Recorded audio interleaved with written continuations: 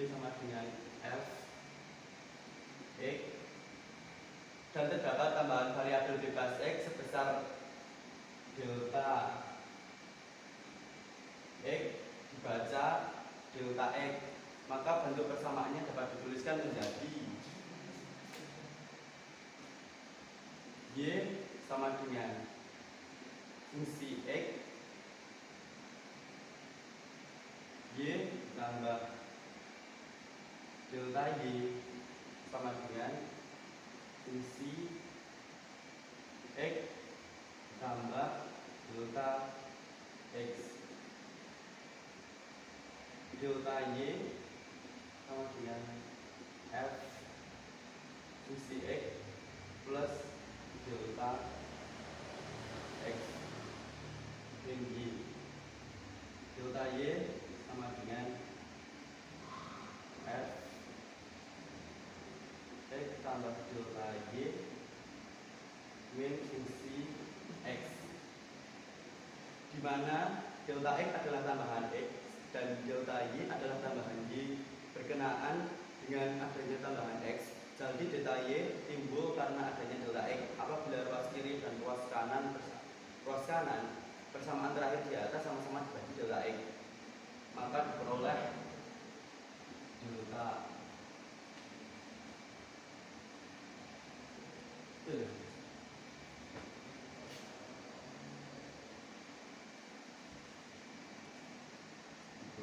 delta Y per delta X sama dengan F X plus delta X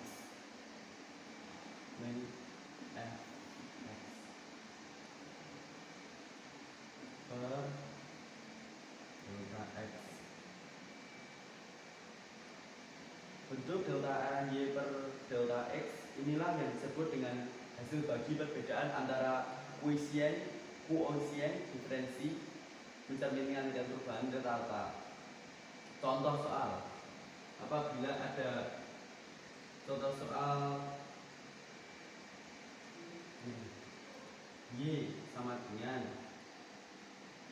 F X sama dengan 3x kuadrat min X. Nah, bagaimana cara menyelesaikannya? Yang pertama adalah Y sama dengan 3x kuadrat min X, terus Y plus delta Y sama dengan 3x plus delta X. Nah, kemudian lanjut ke yang kedua, kaidah-kaidah diferensiasi secara umum membentuk turunan sebuah fungsi dapat dilakukan dengan cara terlebih dahulu menemukan koefisien diferensinya, kemudian menentukan limit koefisien diferensi tersebut. Pertambahan diferensi bebas mendekati nol jelasnya. Langkah-langkahnya adalah sebagai berikut. Andaikan fungsi aslinya ialah Y sama dengan Fx.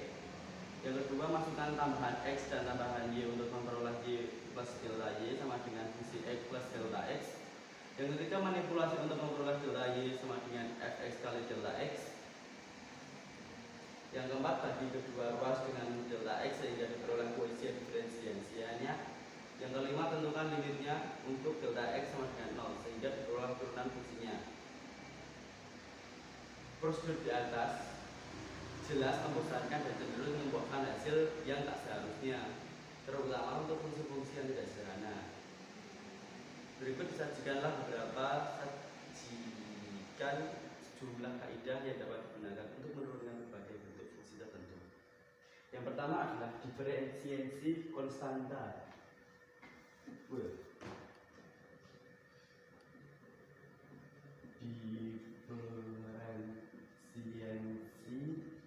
konstanta. Di sini jika Y sama dengan K, di mana K adalah konstanta, maka dy per dx sama dengan 0. Yang kedua adalah diferensiasi fungsi pangkat. Diferensiasi fungsi pangkat. Jika Y sama dengan X pangkat N, di mana N adalah konstanta, maka dy per dx sama dengan nx n-1. Atau di buku ada di halaman 200, kalian teman-teman bisa baca sendiri. Yang ketiga adalah diferensiasi perkalian konstanta dengan fungsi.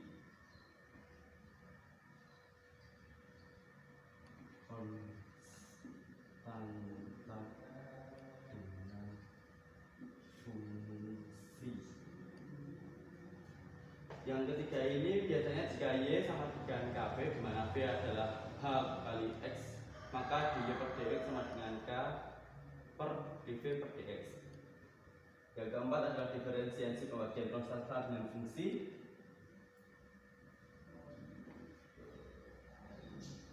Diferensiasi konstanta dengan fungsi.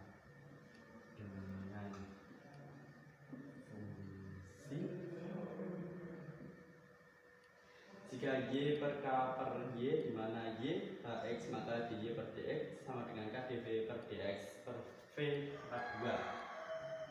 Yang kelima, diferensiasi. Selanjutnya ada diferensi fungsi komposit. Jika Y sama dengan Fu, sedangkan U sama dengan Gx. Dengan kata lain, Y sama dengan Fgx.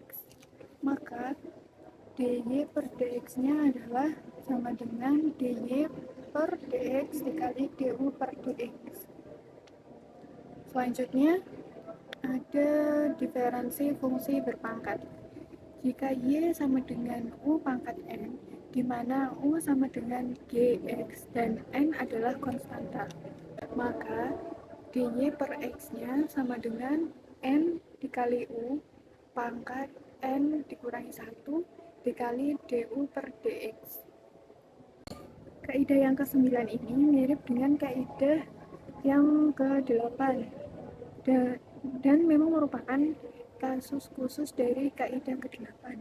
Untuk kaidah yang ke-9 ini terdapat pula sebuah kasus khusus, yaitu jika U sama dengan Fx dan sama dengan X, sehingga Y sama dengan U pangkat N sama dengan X pangkat N. Maka dy per dx-nya sama dengan N dikali U pangkat N dikurangi 1. Selanjutnya yang ke-10 ada diferensi fungsi logaritmik. Jika Y sama dengan A log X, maka dy per dx-nya sama dengan 1 per X ln A. Contohnya, jika Y sama dengan 5 log 2, dy per dx sama dengan 1 X ln A sama dengan 1 per X-nya tadi adalah 2 ln dan E-nya itu adalah 5. Yang selanjutnya, diferensi fungsi komposit logaritmik. Jika Y sama dengan A log U, di mana U sama dengan Gx, maka dy per dx sama dengan A log E per U dikali du per dx. Yang ke-12 ada diferensi fungsi komposit logaritmik berpangkat. Jika Y sama dengan A log U pangkat N, di mana U sama dengan Gx dan N adalah konstanta, maka dy per dx-nya sama dengan dy per du dikali A log E per U dikali du per dx. Yang ke-13 ada diferensi fungsi logaritmik Napier. Jika Y sama dengan ln x, maka dy per dx-nya sama dengan 1 per x. Kaidah ini merupakan kasus khusus dari kaidah ke-10, yakni dalam hal logaritmanya berbasis E. Yang ke-14 ada diferensi fungsi komposit logaritmik Napier. Jika Y sama dengan ln I, di mana U sama dengan Gx, maka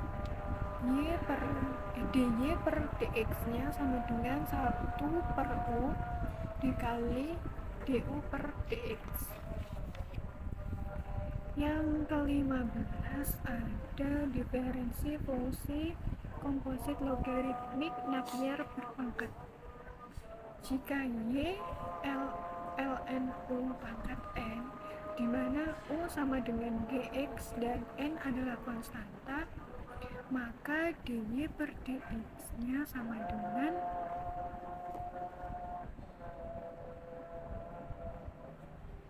dy per dx-nya sama dengan dy per du dikali 1 per du dikali du per dx.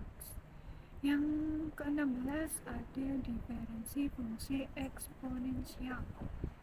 Jika Y sama dengan A pangkat X, di mana A adalah konstanta, maka dy per dx-nya sama dengan A pangkat X ln A. Sekian dari saya, selanjutnya akan dilanjutkan oleh teman saya. Assalamualaikum warahmatullahi wabarakatuh. Saya Namira Afian Fadila, NIM 6301020 168. Di sini saya akan menjelaskan mata kuliah matematika ekonomi bisnis bab 9, yaitu berjudul diferensial fungsi sederhana.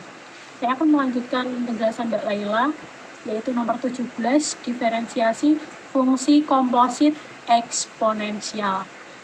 Jika Y sama dengan AU di mana M sama dengan Gx, maka dy per dx sama dengan AU ln dan du per dx. Contoh sudah terdapat dalam buku. Selanjutnya nomor 18, diferensiasi fungsi kompleks. Jika Y sama dengan U pangkat V di mana U sama dengan Gx dan V sama dengan Fx, maka dy per dx sama dengan Vu pangkat V min 1 dikali du per dx plus lnu dikali du per dx. Contoh dapat dilihat dalam halaman 205. Selanjutnya untuk nomor 19, diferensiasi fungsi kebalikan. Untuk kebalikan ini kebalikan dari nomor 18 tadi, yaitu jika Y, fx dan x sama dengan dy adalah fungsi-fungsi yang saling berbalikan atau inverse function, maka dy per dx sama dengan 1 dy per dx. Selanjutnya untuk nomor 20, diferensiasi implisit. Jika f x, y sama dengan 0 merupakan fungsi implisit sejati, tidak mungkin dieksplisitkan. Dy per dx dapat diperoleh dengan mendiferensiasikannya suku demi suku dengan menganggapnya sebagai fungsi dari x. Contoh dapat dilihat halaman 206 sampai 207. Selanjutnya bab hakikat derivatif dan diferensial 9.3. Dalam subbab 9.1 telah dijelaskan perbedaan sekaligus kesamaan antara quotient diferensial dan derivatif sebuah fungsi. Jadi untuk AX yang sangat kecil, derivatif seperti halnya quotient diferensiasi juga mencerminkan lereng dari kurva Y. Uraian mengenai diferensial ini semakin diperjelas makna tentang derivatif serta kepastian pemahaman akan ketiga konsep yang berkaitan seperti quotient diferensiasi, derivatif, dan diferensial. Gambar derivatif diferensial dapat dilihat dalam halaman 209 yang terdapat P yang diberi itu merupakan P sama R merupakan lereng taksiran. Lereng taksiran ini dapat lebih besar dari atau lebih kecil atau sama dengan lereng selanjutnya. Hal ini tergantung pada jenisnya, fungsinya, dan besar pivotnya merupakan pada variabel bebas. Di situ juga jelaskan perubahan X, perubahan Y, diferensiasi X, dan diferensiasi Y. Dan perkataan lain, derivatif fungsi linear tak lain adalah koefisien diferensiasi dy. Dx sama dengan AY per AC. Berapapun A pangkat X sama dengan dx akan selalu dy sama dengan delta Y sehingga dy per dx. Selanjutnya pada halaman 210 untuk gambar 9.2 ada dua gambar lereng taksiran derivatif. 9.2a menunjukkan lereng taksiran yang overestimate sehingga derivatif koefisien, sedangkan gambar 9.2b memperlihatkan lereng taksiran yang underestimate. Selanjutnya untuk derivatif dari derivatif poin 9.4, fungsi awal Y sama dengan fx, turunan pertama Y pangkat 1 sama dengan fx sama dengan dy sama dengan dy per dx sama dengan dfx per dx. Contoh turunan kedua sampai turunan ke n dapat dilihat dalam halaman 212. Derivatif yang diperoleh dari derivatif sebuah fungsi dinamakan derivatif derajat lebih tinggi. Selanjutnya untuk 9.5 hubungan antara fungsi dan derivatifnya. Berdasarkan kaidah diferensiasi dapat simpulkan bahwa turunan dari suatu fungsi derajat n adalah sebuah fungsi derajat n-1. Dengan perkataan lain, turunan dari suatu fungsi derajat 3 adalah sebuah fungsi derajat 2. Turunan dari fungsi derajat 2 adalah sebuah fungsi derajat 1. Turunan dari fungsi berderajat 1 adalah sebuah fungsi berderajat 0 alias sebuah konstanta.